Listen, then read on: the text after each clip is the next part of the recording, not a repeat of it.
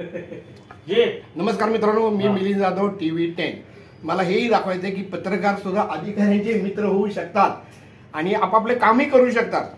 तर असे आमचे रमेश शेलार साहेब, नाही, त्याला मी ह्यांना हेच म्हणलेलं आहे की अकार्यकारी सुद्धा एक पद आहे आणि ते अभिमानानं मिरवावं.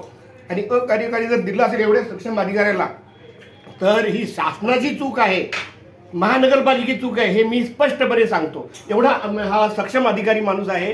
तर असे आम्ही आणि त्यांच्या सहरी इथं आलेले आहेत आणि आम्ही मास्तर आलेले आहेत. मास्तर त्यांची ओळख व्हायची. नाव काय सर आपलं? बोरकडी मास्तर, जिल्हा परिषद सदस्य. कुठले गाव म्हणतात? वारजेलाच आपले असतात, म्हणजे पुणेकरच आहेत.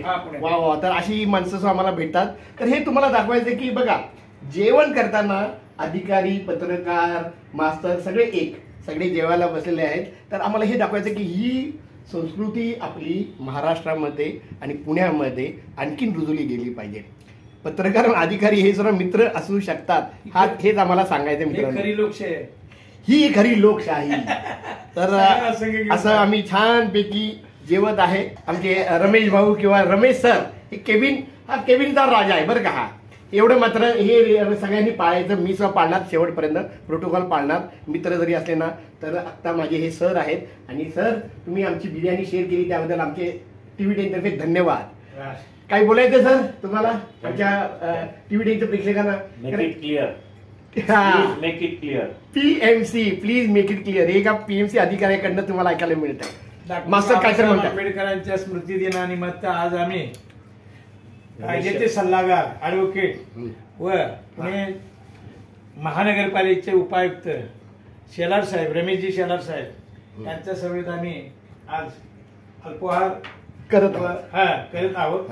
आणि त्याचप्रमाणे डॉक्टर बाबासाहेब आंबेडकरच्या पुतळ्याला त्रिवार अभिवादन करून त्यांना वंदन करून आलेलं आहे. ते आमच्या हृदयातच आहे. त्याचबरोबर आम्हाला पत्रकार बी भेटले जीवाभावाचे.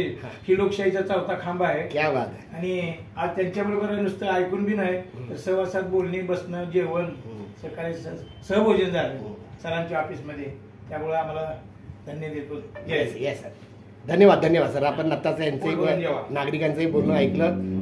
तर आत्ताच एवढंच, पुढचं मी तुम्हाला सांगत राहणारच आहे. बघत राहा TV10 डेली व्लॉग.